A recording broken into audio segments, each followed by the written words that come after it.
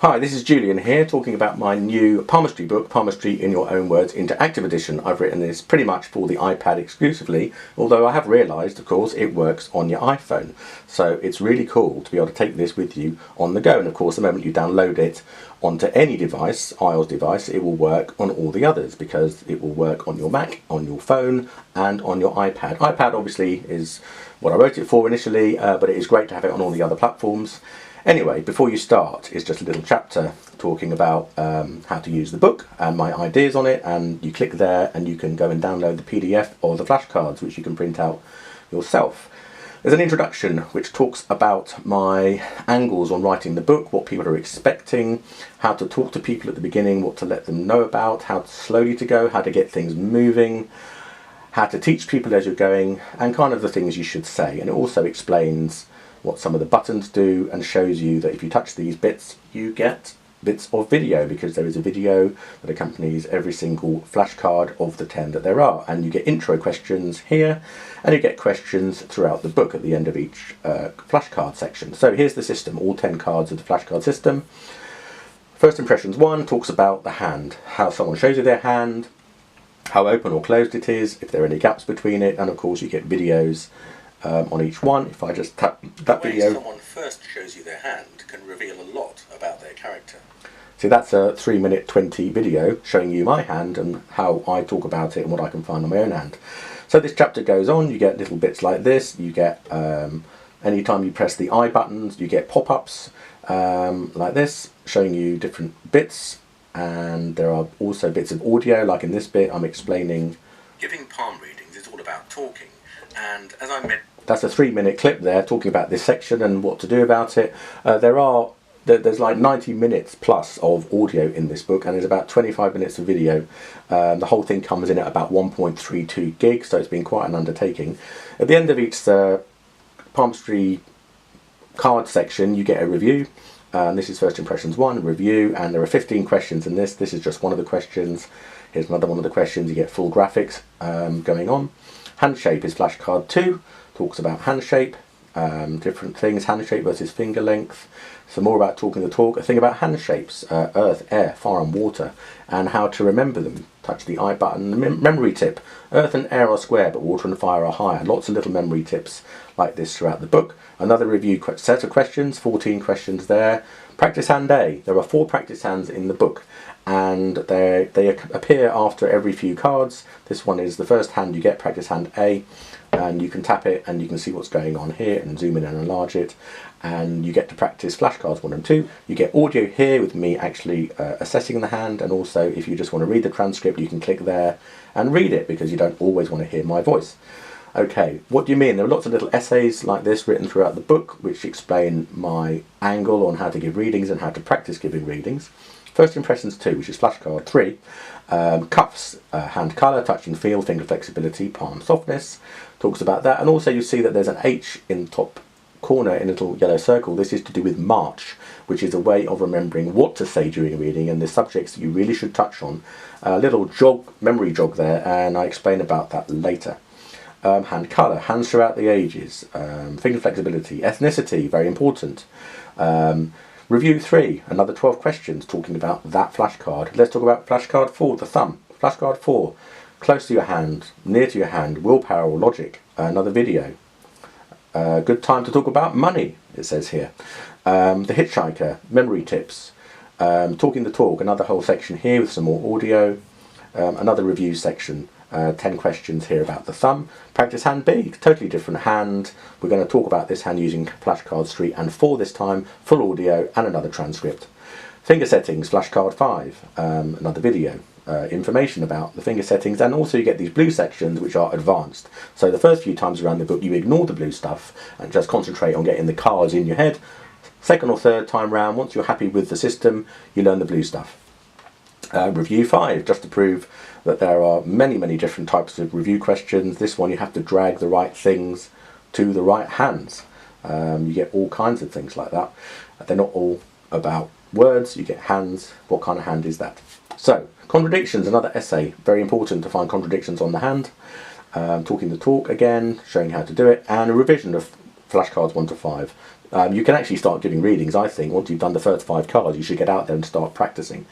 Then we get revision of the 2 practice hands from the beginning, practice hands A and B, and I compare the 2 hands because that's very important, because if you just see one hand separately from another, you forget how different hands can be. So this is a very good way of learning to compare the 2 hands. A little section on, did you know about hands? 27 bones, 29 joints in the hand. Did you know 6% of all men and 9.9% of all women are left-handed? A bit here about Anne Boleyn, because people thought she had 6 fingers and she didn't, but it was very interesting. The fingers, very dense chapter, because there's a lot to say about the fingers, and also there is my world famous palmistry analogy, which is my way of remembering how the fingers lean against each other and what those things mean. Another review, lots of questions there. 14, practice hand C. This is the 3rd practice hand in the book, talking about flashcards 5 and 6 and the hand. A transcript, more audio. Dwarves versus elves, another little essay. The lines of the hand, finally, a little thing about a video about the lines of the hand here. We've got the heartline, headline and lifeline. The heartline, flashcard 7, we talk about that. And we start getting on to more advanced stuff here with the lines. What do the shapes on the lines of the hand mean, and how can you learn about those? Another review here, 14 questions in review 7. The headline, flashcard 8, another video. Some more hand stuff. Talking about timing on the hand in the advanced sections. 17 questions in review 8. The lifeline, sweep around the thumb. Where does it start? Another video. And talking about the timing on the thumb here. Review 9, 11 questions in that. Practice hand D. We're now talking about cards 7, 8 and 9 and analysing this hand. Another full transcript with the audio. There is, again, more than 90 minutes of audio in this book and about 25 minutes of video. It comes in at 1.32 gigabytes. Questions and answers. This is the thing I talked about earlier with March. Money, ambition, relationships, career and health. Things to remember to talk about during a reading so that you never miss the mark. Another whole section with an audio clip, me talking about how to do that. The minor lines is the last flashcard, another video with me trying to find some of these minor lines. I don't have all these lines, no one does. There's 8 on this card, and also, for instance, you get a little extra section here. That isn't meant to happen. I didn't touch it properly. Little section here talks about reflexology. Why not manipulate someone's hand, put them in a good mood after reading. A bit advanced here about ridge patterns, which are actually fingerprints. That can be useful too, especially with the palm tree analogy. Another review, 14 questions here. And we look at the last 6 cards we've learned. And then we look at the last 2 hands, practice hands C and D. We compare those 2 together. What can be quite fun actually is analysing 2 people's hands and imagining that they were friends and work out why they do or don't get on and how they help each other. Again, full transcript here, huge amount of audio, a little silly quiz here that, you know, you'll find out if you buy it what that's about. Then the palm readings, because there were those practice hands A, B, C and D, and there are full readings at the end. And what I've done is I've created a persona for each of those hands. So they're different types of people, so you can actually add some humanity to your readings. Very, very important. So Andy Beecham is age 33.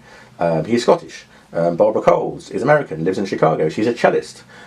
David Edwards, he is Jamaican, he's in London, he's a chef. She's an estate agent. She's engaged. She's Polish. So, you know, trying to add some kind of humanity and personality behind these hands, because you do have to give a reading to an actual person and their feedback is invaluable. So you get the hands like this that you can practice on, because the flashcards are at the bottom, and also you get the hand timings, which I've discussed before, here. So I've actually put the timings of the hands around the hands so you can practice actually giving their hand timings a crack. So you get full transcripts in text if you just want to read them. Also you get the audio at the bottom of each of these things. You get it for all of the hands, so that's an awful lot of stuff. But it means that you can sort of hear what I'm said, and you can start to learn actually how to relate these traits on the hand to actually real human beings, which I think is vitally important. Here's a little palmistry tick sheet, which is just an example of something you could make up yourself, just so that you have something to fill in while you're giving a reading. Then the flashcards, which is the basis of the system, but they're in full at the back in a row as if you had them in your hand or printed out. You can actually just use these while you're just practicing and testing yourself, but actually you can use these as you're giving a reading, especially when you're starting out. Get your iPad out, start on this chapter with this, and use it as a memory jog, and actually just walk through it and talk somebody through it as you're giving them a reading. That's okay at the beginning. It looks kind of cool. I don't think anyone's going to call you out on it. They actually might think it's pretty cool and wish you could do it with an iPad more often.